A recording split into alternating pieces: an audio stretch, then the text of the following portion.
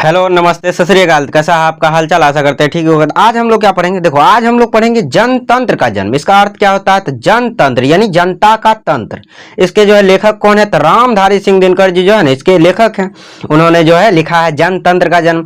तो इस चैप्टर का जो है टोटल ऑब्जेक्टिव करेंगे, जितना भी ऑब्जेक्टिव है सबको जो है ना आज करिए लेते हैं, छोड़ेंगे नहीं, क्योंकि अब जो है जल्दी जल्दी जो है सारा सिलेबस को भी जो है एकदम अच्छी तरीके से जो है पूरा करना है। तो आज हम लोग जो है जनतंत्र का ऑब्जेक्टिव करते हैं। चैप्टर कौन सा है? काव्य खंड का हमारा जो है 6वां चैप्टर यानी 6ठा चैप्टर है, काव्य खंड का है, यानी कविता वाला जो भाग है उसका जो है क्या कौन नंबर चैप्टर है? उसका है ये 6वां चैप्टर। चलो तो आज का जो है पहला ऑब्जेक्टिव देख लेते हैं, उसके बाद हम लोग जो है आगे बढ़ेंगे। तो आज का हमारा पहला ऑब्जेक्टिव क्या कर रहा था? आज का पहला ऑब्जेक्टिव कर रहा राष्ट्र कवि के नाम से किन्हें जाना जाता है? तो राष्ट्र कवि के नाम से जो है ना रामधारी सिंह दिनकर जी को जाना जाता है। अब ऐसा भी ऑब्जेक्टिव पूछता है कि दिनकर का पूरा नाम लिखें, तो बता दोगे कि रामधारी सिंह दिनकर। दिनकर जी का पूरा नाम क्या था? तो रामधारी सिंह दिनकर था। चलिए दूसरा ऑब्जेक्टिव देखते हैं क्या है। तो दूसरा ऑब्जेक्टिव है रामधारी सिंह दिनकर का जन्म कब हुआ था? अब पूछा जा रहा है बताइए रामधारी सिंह दिनकर जी का जन्म कब हुआ था? तो 23 सितंबर 1908 को जो है इनका जन्म हुआ था। चलो तब देखते हैं तीसरा ऑब्जेक्टिव क्या कर रहा है। तीसरा कह रहा है रामधारी सिंह दिनकर का जन्म कहाँ हुआ? अब बताना है कि रामधारी सिंह दिनकर जी का जन्म कहाँ हुआ था। तो सिमरिया बेगूसराय यानी बिहार, अपना बिहारिये थे, तो सिमरिया बेगूसराय में हुआ था। और इनको जो है राष्ट्र कवि कहा जाता है, इस बात को भूलना नहीं। ऑब्जेक्टिव इस प्रकार से पूछता है, बताइए राष्ट्र कवि किन्हें कहा जाता है, किसको कहा जाता है, या रामधारी सिंह दिनकर को जो है और किस नाम से जाना जाता है? तो राष्ट्र कवि के नाम से भी जाना जाता है। चलिए चौथा ऑब्जेक्टिव देखते हैं क्या है। तो चौथा ऑब्जेक्टिव है दिनकर जी का निधन कब हुआ, यानी उनकी जो है मृत्यु कब हुई थी वह बताना है। तो दिनकर जी की मृत्यु कब हुई थी? तो 24 अप्रैल 1974 में जो है इनकी मृत्यु हो गई थी। जब जयप्रकाश नारायण जी जो है संपूर्ण क्रांति चला रहे थे तो उसी समय इनकी मृत्यु हुई थी। तो जो 12वीं में जब जाओगे तो वहां पढ़ोगे संपूर्ण क्रांति हिंदी में ही, तो जो है उनके जो लेखक हैं और जो है भाषण जिन्होंने दिया तो उनका नाम था जयप्रकाश नारायण। उन्होंने जो है छात्र आंदोलन का नेतृत्व किया था। अभी जो जनजी प्रोटेस्ट देखते हो तो एकदम छोटा सा है, वो जो छात्र आंदोलन था बहुत बड़ा आंदोलन था, यानी पूरे भारत में वो आंदोलन फैल गया था। यह भी जो है फैल ही जाता, लेकिन जो है जल्द ही जो है इसका समाधान निकल गया ना, तो एकदम मजा आता फिर तो। चलो तो अब देखते हैं जो है पांचवा ऑब्जेक्टिव क्या कह रहा है। तो पांचवा ऑब्जेक्टिव कह रहा है रामधारी सिंह दिनकर की माता का नाम क्या था? तो रामधारी सिंह दिनकर जी का जो माता का नाम था मनरूप देवी था, यानी मनरूप देवी माता का नाम था। अब पिता का नाम अब आगे आएगा, देखो पिता का नाम आइए गया था रामधारी सिंह दिनकर, यानी दिनकर जी के पिता का नाम क्या था? तो रवि कुमार उनके पिता का नाम था। माता का नाम मनरूप देवी और पिता का नाम रवि कुमार। चलो तो आगे बढ़ते हैं। तो अगला सातवां ऑब्जेक्टिव क्या कर रहा है। दिनकर जी ने 1928 ईस्वी में मैट्रिक की परीक्षा किस स्कूल से उत्तीर्ण किया था? तो मोकामा घाट रेलवे हाई स्कूल से उन्होंने जो है किसकी जो है परीक्षा उत्तीर्ण की थी? मैट्रिक दिए थे 1928 में। इस बात को भी याद रखना, मैट्रिक कब दिया था? तो 1928 में। चलो तब आठवां ऑब्जेक्टिव हो गया। अब नौवां ऑब्जेक्टिव देखते हैं क्या है। तो ये आठवां कहाँ हुआ जी? आठवां पहले कर लेते हैं तब नौवां हम देखेंगे, साथ में हुआ था। तो आठवां करा 1932 ईस्वी में दिनकर जी ने किस कॉलेज से बीए ऑनर्स किया था? तो बीए ऑनर्स पूछ रहा है कि जो है किस कॉलेज से, जो है डेट भी दे दिया कब, तो 1932 में जो है किया था बीए ऑनर्स। तो कॉलेज का नाम बताना, पहले बता दिया बीए ऑनर्स, अब बताना है कॉलेज का नाम। तो कॉलेज का नाम था हमारा पटना कॉलेज से जो उन्होंने बीए ऑनर्स किया था। अब अगला ऑब्जेक्टिव देखते हैं क्या था। अगला है दिनकर जी ने बीए ऑनर्स किस विषय में किया था? तो विषय कौन सा था? तो इतिहास में उन्होंने जो है बीए ऑनर्स किया था। चलो तो अब अगला ऑब्जेक्टिव देखते हैं, 10वां ऑब्जेक्टिव। दिनकर जी किस विश्वविद्यालय में उप कुलपति यानी वाइस चांसलर थे? तो आपको बताना है किस विश्वविद्यालय में जो वाइस चांसलर थे। तो भागलपुर विश्वविद्यालय में जो है दिनकर जी वाइस चांसलर थे, यानी उप कुलपति। अब देखो उर्वशी काव्य कृति के लिए दिनकर जी को कौन सा पुरस्कार मिला था? तो उर्वशी पर ज्ञानपीठ मिला था। इसका भी ट्रिक अभी बता देंगे, टेंशन नहीं लो। तो अब देखो 12वां ऑब्जेक्टिव क्या कर रहा था। दिनकर जी को संस्कृति के 4 अध्याय पर पुस्तक पर कौन सा जो है पुरस्कार मिला? देखो 100 से होता है संस्कृति, 100 से होता है साहित्य, तो इसको याद रखना, बस एक को याद रख लिए, बाकी ज्ञानपीठ ही पूछता है। देखो यही जो है संस्कृति के जो है 4 अध्याय है, जो है एक ऐसा जो है उनका जो है रचना है यानी पुस्तक है जिस पर उनको साहित्य अकादमी मिला था।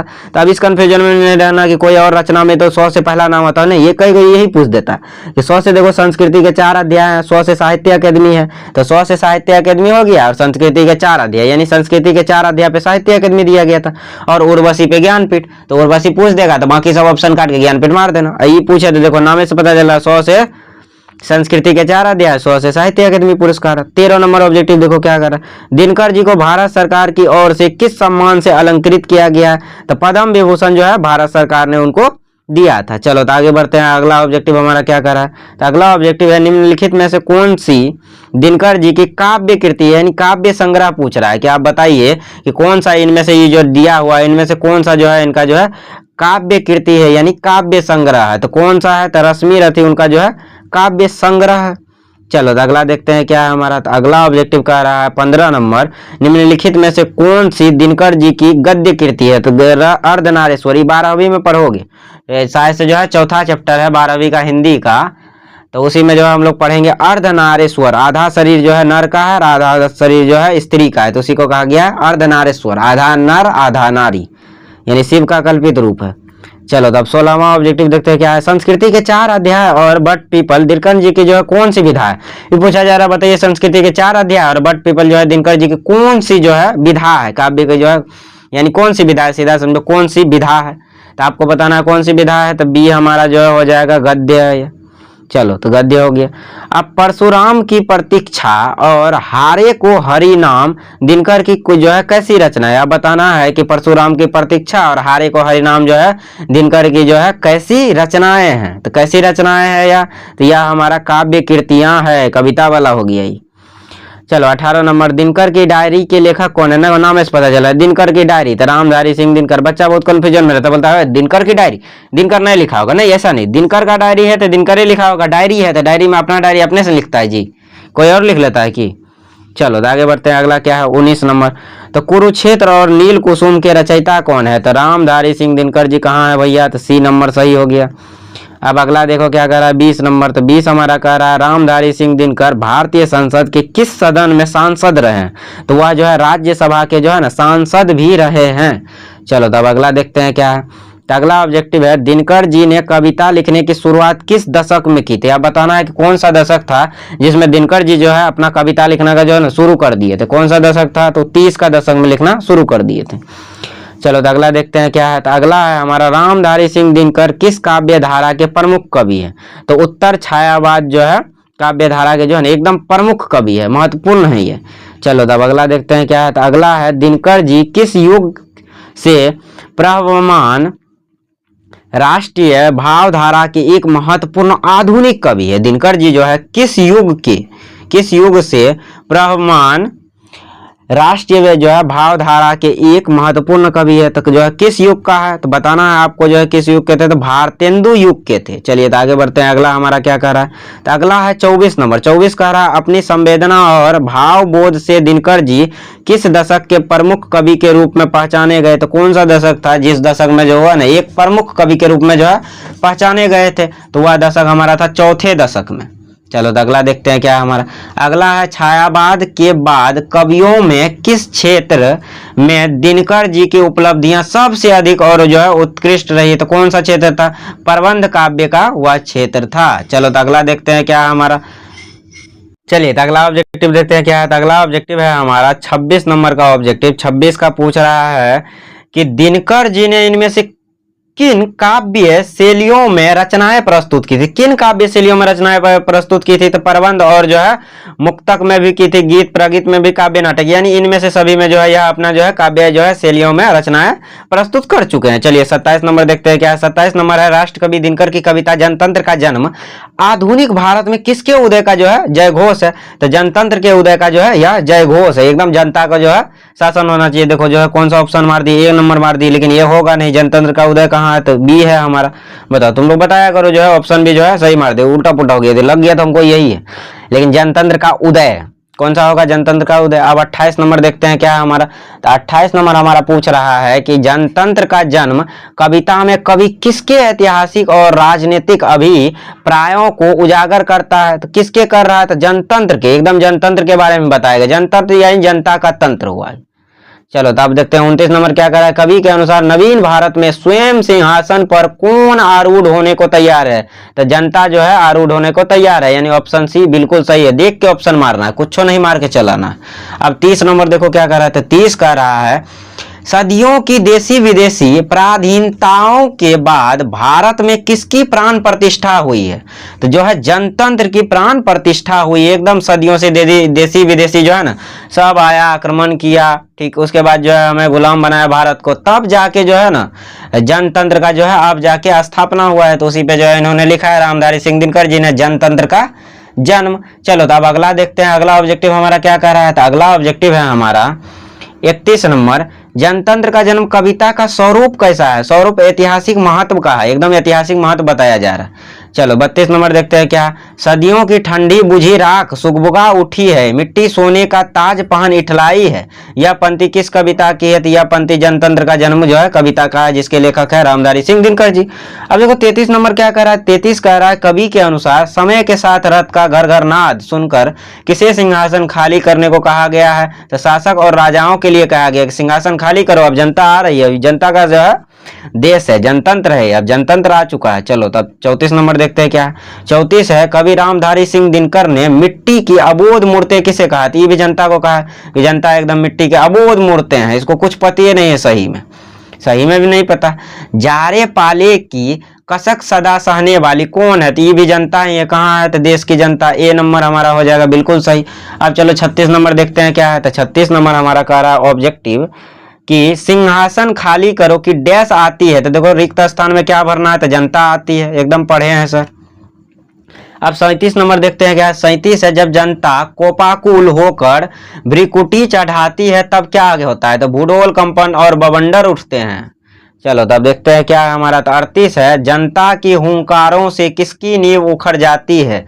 तो जनता की हुंकारों से महलों की नींव उखड़ जाती है। रामधारी सिंह दिनकर का जो है ना एकदम जो है रचना एकदम मजे जो है मनोरंजन वाला भी है, अब मजा भी आता है, एकदम कह सकते हो जोशीला टाइप का। इतना एक बार पढ़ लोगे ना, जैसे उनका जो है रश्मि रथी है, कुरुक्षेत्र है, ये सब अगर पढ़ लिए तो एकदम मजा आता है पढ़ने में। ज्ञान पूरा भरा हुआ उनकी रचनाओं में, सब कुछ पे जो है उन्होंने लिखा है। और जो है इसी कारण उनको ना राष्ट्र कवि भी कहा गया है। राष्ट्र के हितों के बारे में भी जो है बहुत सारी जो है रचनाएं लिखी हैं। चलो तब अगला देखते हैं क्या, 39 नंबर ऑब्जेक्टिव। तो 39 नंबर ऑब्जेक्टिव कह रहा है हमारा कवि के अनुसार जनता की सांसों के बल से ताज का क्या होता है? तो जनता की जो सांसों के बल का ताज है उसका क्या होता है? तो उसका होता है ताज हवा में उड़ जाता है। चलो तब अगला देखते हैं क्या, 40 नंबर, जनता की रोके राह समय में ताव कहाँ? वह जिधर चाहती डैश उधर ही मुड़ता है, रिक्त स्थान में भरो। तो काल यानी समय उधरे को मुड़ जाता है, जिधर को जनता गई उधर को समय जाता है। वो कहते हैं ना कि जिस और जवानी चलती है उस और जमाना चलता है, सुने हो ना जी। तो हाँ, इसीलिए जो है तुम लोग भी जो है मेहनत करो, देश को आगे बढ़ाओ, और क्या करोगे, एकदम पढ़ो लिखो।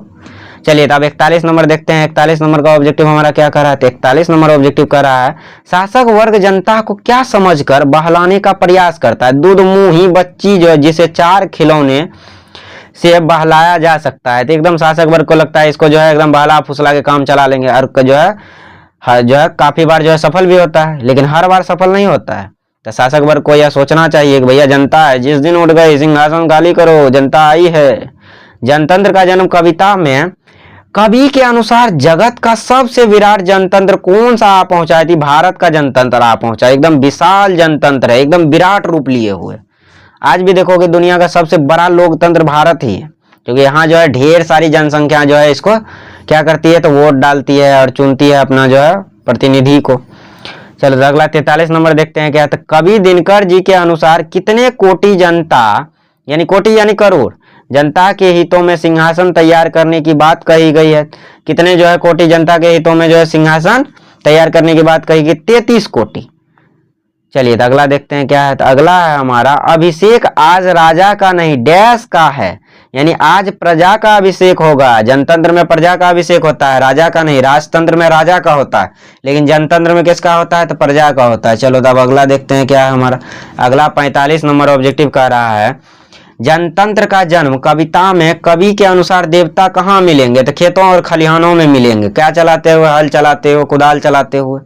चलो तो अब देखते हैं क्या है हमारा। तो अगला है कवि दिनकर के अनुसार राजदंड बनने को क्या है? तो राजदंड बनने को क्या है? तो फावड़े और हल, ये राजदंड बनने को तैयार है। चलो तो अब अगला 47 देखते हैं क्या है। आरती लिए तू किसे ढूंढता है मूर्ख, मंदिरों और जो है राजप्रसादों में तहखानों में। यह पंक्ति किस कविता की है? जनतंत्र का जन्म का है। चलो तब अगला देखते हैं 48 नंबर। कविता में सड़कों पर गिट्टी तोड़ते और खेतों खलिहानों में काम करते हुए किन्हें दिखाया गया है? तो यह जो है दिखाया गया किसको? तो देवता को, यानी जनता को, आम जनता जो देश की है उसी को दिखाया गया किस तरह जो है खेतों में काम कर रही है, जो है रोड पे गिट्टी तोड़ रही है, पत्थर तोड़ रही है। इन सभी चीजों को जो है इस कविता में बखूबी जो है बताया गया, एकदम अच्छे तरीके से जो है दिखाया गया। एकदम पढ़ना जरूर। अब ऐसा नहीं खाली ऑब्जेक्टिव हम करवा दिए उसी को जो है चल जाना है, तो बिल्कुल जो है अगर ऑब्जेक्टिव करके चल जाओ एग्जाम में तो मार्क्स आ ही जाएगा, कोई टेंशन नहीं। लेकिन यहाँ जो है आपको नॉलेज जो मिलेगा इसमें तो पूरा मिल ही रहा है, लेकिन एक बार जब कविता पढ़ोगे ना बड़ा अच्छा लगता है पढ़ के। चलो तो अब देखते हैं 39 नंबर ऑब्जेक्टिव हमारा क्या कर रहा है। तो 39 नंबर ऑब्जेक्टिव कह रहा है धूसरता सोने से श्रृंगार सजाती। पंक्ति में धूसरता किसका प्रतीक है? धूल और मिट्टी में सने आम जनता और किसान और मजदूरों का प्रतीक है। चलो तो अब देखते हैं 50 नंबर। दिनकर जी ने मिट्टी की अबोध मूर्तें किसे कहा है? तो जनता को कहा है। देखो 50 का 50 ऑब्जेक्टिव जो है जनतंत्र का हमारा जन्म का कंप्लीट हो गया। और ये पूरा विश्वास के साथ हम बता रहे हैं कि तुमको जो है बिहार बोर्ड में जितना ऑब्जेक्टिव आएगा BSEB में वो सारा ऑब्जेक्टिव हमारा जो है ना यहीं से रहेगा। इस चैप्टर का अगर आ गया समझ जाना यहीं से रहेगा, ये कोई ऑब्जेक्टिव जो है इससे बाहर का होगा नहीं। इस चैप्टर का जितना बिहार बोर्ड में आएगा तो इसी चैप्टर का जो है ना यहीं से आएगा। ये जितना हम आज पढ़ा दिए हैं 50 का 50 में से ही रहेगा। इसको बिल्कुल जो है अवॉइड नहीं करना है, इसको एकदम जो है अच्छे से जो है नोट्स बनाना है, याद करना है और बखूबी जो है रिवीजन करते रहो। बार बार इसको जितना बार रिवीजन करोगे उतना बार बढ़िया होगा, इसलिए इसको रिवीजन करो। और हाँ, कविता जरूर पढ़ना। इसका जो जनतंत्र का जन्म का जो कविता है जरूर पढ़ना। इस पे ये जो है इस कविता में भी जंतर मंतर का जो है जिक्र किया गया है कि किस तरह जंतर मंतर पर जो है आंदोलन होता है, वो सारी चीजों का जो है जिक्र इस कविता में किया गया। एकदम मजेदार कविता है, तो पढ़ के तुम लोग भी कहोगे हाँ सर एकदम अच्छा लगा। तो आज के लिए जो इतना ही रहने देते हैं, मिलते हैं अगले लेक्चर में। तब तक के लिए sir ji bye bye, tata, see you. फिर मिलेंगे चलते चलते जिंदगी रही दोबारा। जय हिंद, जय भारत।